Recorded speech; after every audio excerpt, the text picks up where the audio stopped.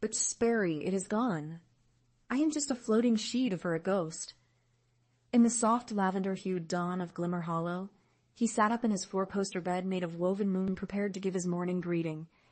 He took a deep breath, puffed out his translucent chest, and opened his mouth wide to let out a terrifying, bone-chilling wail.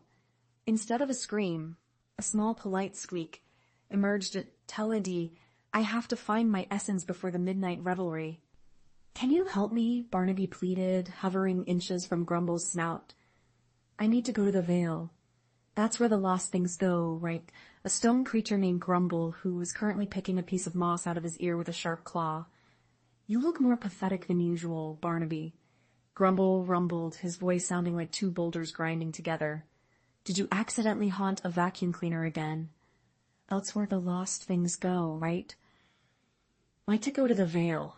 That's where the lost things go, right? Let's go. You oversized napkin. Chart a steer with your elbows less of a majestic trek, and more of a slapstick disaster. Because Barnaby lacked to tell jokes and make people smile.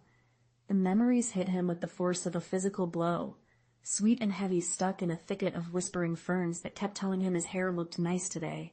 Stop complimenting me. Barnaby shouted at the plants as Grumble trudged along the ground below, looking annoyed.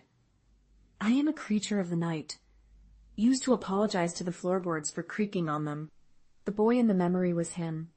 He remembered the way his grandmother's hands felt, rough and warm. He remembered the sound of her humming. He realized that the emptiness he felt wasn't because he had lost his ability to be scary. It was because he had been trying so hard to be a proper ghost that he had pushed away the very things that made him who he was. I don't want to be scary. Barnaby helped to take Spurses was dead. He stood up, his form solid and... He didn't look like a terrifying phantom. He looked like a friend. He looked like a friend him. He looked like a friend. He looked like a friend Han. He looked like a friend. He looked like a friend him. They returned to Glimmer-Hollow just as the midnight revelry was beginning. The other ghosts were practicing their moans and rattling their chains, creating a cacophony of gloom.